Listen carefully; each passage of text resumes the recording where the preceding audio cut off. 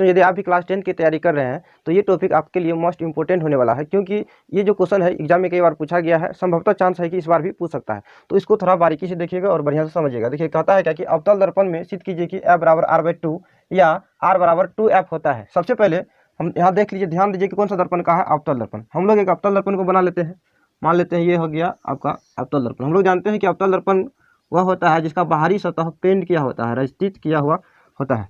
अब देखिए अवतल दर्पण में हम क्या करेंगे, एक मुख्य अक्ष या प्रधान अक्ष को गुजारे तो प्रधान अक्ष अवतल दर्पण का जो ये वक्र जो बना हुआ जहाँ काटता है उसको ध्रुव कहते हैं, जिसे P से सूचित किया जाता है।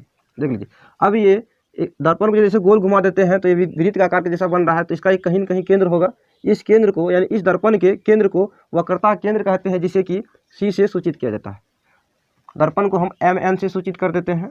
MN एक अवतल दर्पण है। इसमें मान लेते हैं कि कोई AB एक वस्तु है, ये हो गया AB कोई एक वस्तु है जो कि वक्रता केंद्र एवं अनंत के बीच स्थित है। अब देखिए इससे वस्तु से जाती हुई किरण दर्पण से जो टकराएगी, ये किरण जा रही है दर्पण पर, दर्पण से टकराने के बाद ये फोकस बिंदु होते हुए गुजर जाती है। अब देखिए फोकस बिंदु क्या होता है, तो फोकस बिंदु जो है वक्रता केंद्र एवं ध्रुव के बीचों बीच में स्थित होता है। ये बिल्कुल यहाँ बीच सेंटर में होगा फोकस बिंदु, ये देख लीजिए ये बीच में होगा। तो अब हम सभी चीज़ को दर्शा देते हैं। देखिए एक रेखा को हम क्या करेंगे कि इस बिंदु से, यानी इसको मान लेते हैं ये वस्तु था, तो यहाँ पर जिस बिंदु पर आके मिला इसको मान लेते हैं O।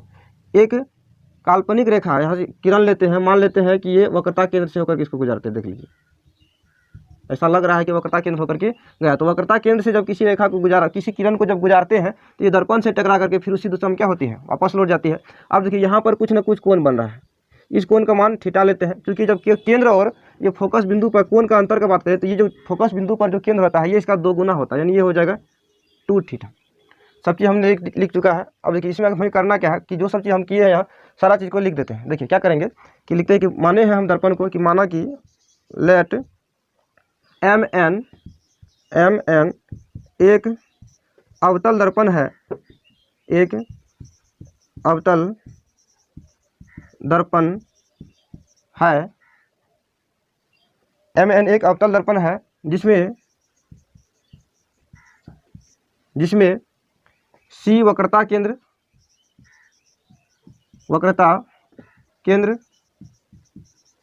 कोमा F फोकस बिंदु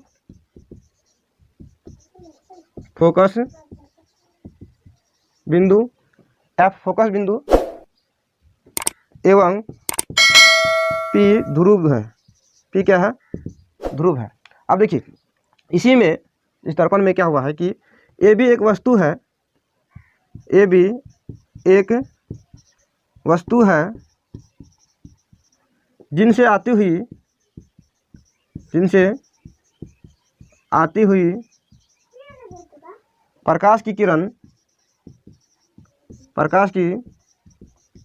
किरण दर्पण से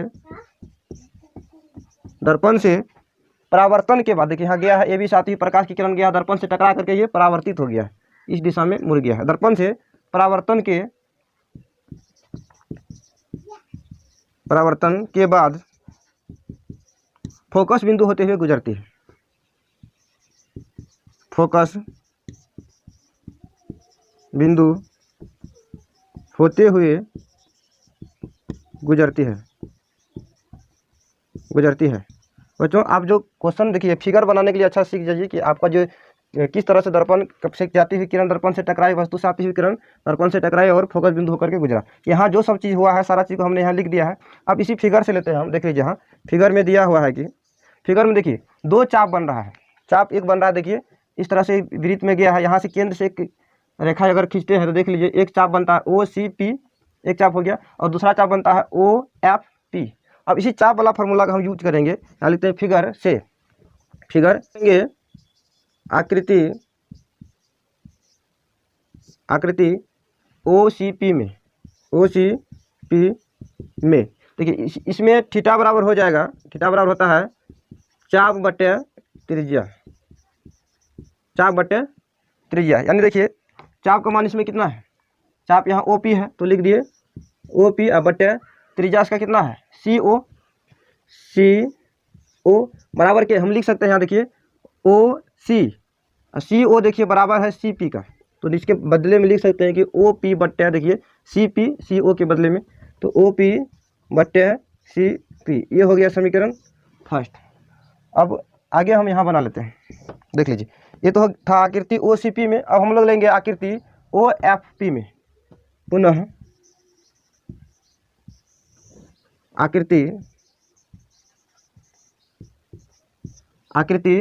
ओ एफ पी में, देखिए ओ एफ पी में, आकृति ओ एफ पी में क्या कहता है कि आप ये फिर थीटा का मान दीजिए। इसमें थीटा का मान था सिर्फ थीटा, इसमें है 2 थीटा, इसमें कोण का मान कितना है 2 थीटा। इसमें भी वही होता है, कोण बराबर फॉर्मूला होता है कोण बराबर चाप बटे त्रिज्या, चाप बटे त्रिज्या। अब कोण का मान यहाँ कितना है दे देते हैं 2 थीटा बराबर चाप है, देख लीजिए चाप इसका भी वही है ओ पी या पी ओ, तो यदि ओ पी बटे इसका त्रिज्या देखिए कितना है एफ पी, या फिर यहाँ से यदि इसका त्रिज्या लेते हैं तो एफ ओ होना चाहिए इसका त्रिज्या में, लेकिन दोनों बराबर है, एफ ओ और एफ पी दोनों क्या है बराबर है, तो हम यहाँ डायरेक्ट एफ पी को ही लिख देते हैं, एफ पी। ये हो गया समीकरण 2। बच्चों यदि इसको समझने में कहीं कोई दिक्कत हो तो आप हमें कमेंट बताइए, ताकि मैं अगर इस तरह का वीडियो बाद में अपलोड करूँ तो मेरा संभवतः प्रयास रहेगा कि आपको कहीं भी दिक्कतें ना हो। अब देखिए इसमें आगे हम लोग देखते हैं, यहाँ देखिए यदि हम इस थीटा को बराबर को उस पार भेज देते हैं तो यहाँ भी हो जाता है थीटा बराबर ओ पी बटे 2 एफ पी, ये हो रहा है समीकरण 2। इसको नहीं, इसको मान लेते हैं समीकरण 2। अब देखिए यहाँ भी थीटा का मान आया है, यहाँ भी थीटा का मान है, दोनों बराबर है, तो दोनों का देखिए इसका मतलब समीकरण 1 और समीकरण दोनों क्या है बराबर है। लिख लेते हैं फ्रॉम इक्वेशन 1 एंड 2, समीकरण 1 एवं 2 से देखिए दोनों में थीटा का मान इसमें आया था ओ पी बटे सी पी, ओ पी बटे सी पी, अब बराबर इधर आया है ओ पी बटे 2 एफ पी।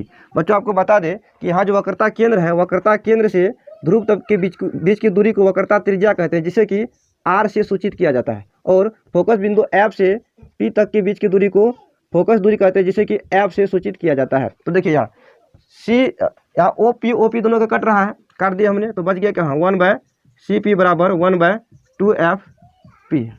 आगे देखिए हम क्या करेंगे, अब सी पी का मान पुट कर दीजिए, सी पी का मान हमने यहाँ रखा है क्या आर, तो यहाँ हो जाएगा 1/r इक्वल टू, अब यहाँ देखिए आगे 2 एफ पी का मान कितना है एफ बराबर हो जाएगा 1/2 एफ।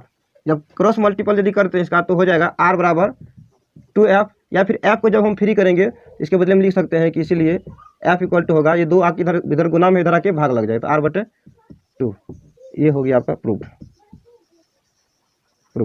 बच्चों ये वीडियो को आप 2 बार या 3 बार देख लीजिए, आपको परमानेंटली याद हो जाएगा, ना आपको कॉपी उठाने की जरूरत है, ना ही कलम उठाने की जरूरत है। बहुत ही इजी मेथड से बताया गया है। और बच्चे यदि आपको वीडियो अच्छी लगी तो लाइक कीजिए, कमेंट कीजिए, अपने दोस्तों के साथ शेयर कीजिए, और हाँ यदि आप इस चैनल पर नए हैं तो चैनल को सब्सक्राइब कर लीजिए, ताकि जब भी मैं इस तरह का वीडियो अपलोड करूँ तो वीडियो सबसे पहले आप तक पहुँचे। जय हिंद।